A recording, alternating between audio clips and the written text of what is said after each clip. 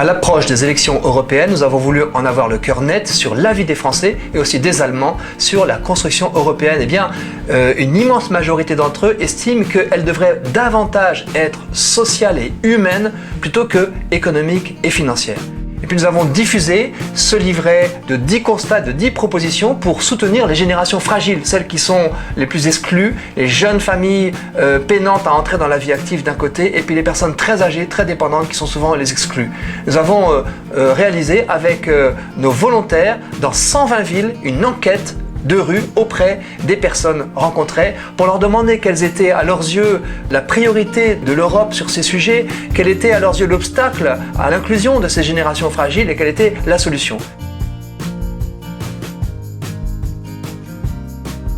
Et bien ce qui ressort, c'est que la priorité pour l'Europe, pour 45% des personnes, c'est une nouvelle solidarité entre les générations.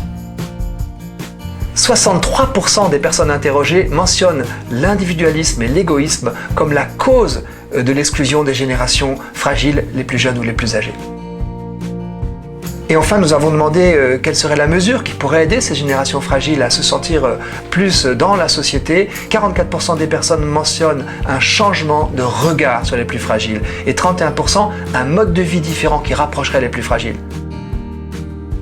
Nous avons proposé deux choses aux personnes enquêtées. D'abord, en leur offrant une carte postale de l'adresser à une personne d'une autre génération, manifestant par une action concrète cette solidarité entre générations. Et puis bien sûr, dans notre vote et dans notre façon ensuite d'exiger, d'attendre des élus des mesures fortes en Europe, dans chacun des pays, et puis bien sûr dans notre pays en France pour les élus nationaux, que cette priorité au rapprochement des générations vienne contrecarrer l'individualisme intégral qui nous sépare les uns des autres et qui se fait toujours aux dépens des plus fragiles.